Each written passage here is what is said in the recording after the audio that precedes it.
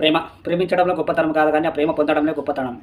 ప్రేమిస్తారు, అందరూ ప్రేమిస్తారు. అందరూ ఒకే తీరుగా ప్రేమించకుండా మీరు నిజాయితీగా, మనస్ఫూర్తిగా ఒకరిని మోసం చేయకుండా హార్ట్‌ఫుల్‌గా ప్రేమిస్తే నువ్వే గొప్పవాడివి. ఎందుకంటే నువ్వు ఎవరిని మోసం చేయకుండా నువ్వు నిజాయితీగా ప్రేమిస్తున్నావు కాబట్టి. సో, ఒక ఎగ్జాంపుల్ స్టోరీ చెప్తే మీకు, మీరు కొందరు కొందరు చుట్టాల దగ్గరికి వెళ్ళిపోతారు. ఆ చుట్టాల దగ్గర టైమ్ పాస్ అవ్వట్లేదు అని ఎక్కడో ఒకరు అమ్మాయి కావచ్చు, అబ్బాయి కావచ్చు, టైమ్ పాస్ కోసం ఒకరిని ప్రేమించడం, ఫోన్‌లో మాట్లాడడం, నవ్వడం, చాటింగ్ చేయడం ఇలా చేస్తుంటారు. ఎందుకంటే ఒక ఊరికి పోయిన తర్వాత అక్కడ టైమ్ పాస్ కాదు. సో, అదే టైమ్ పాస్ కాలేదు అని ఒకరితోటి సంబంధం పెట్టుకోవడం, రిలేషన్ పెట్టుకోవడం, వాళ్ళని హార్ట్‌ఫుల్‌గా కనెక్ట్ చేసుకోవడం. సో, మీరు టైమ్ పాస్ కోసం మీరు యూజ్ చేస్తుండొచ్చు. అపోజిట్ జెండర్ వాళ్ళు సీరియస్‌గా తీసుకోవచ్చు.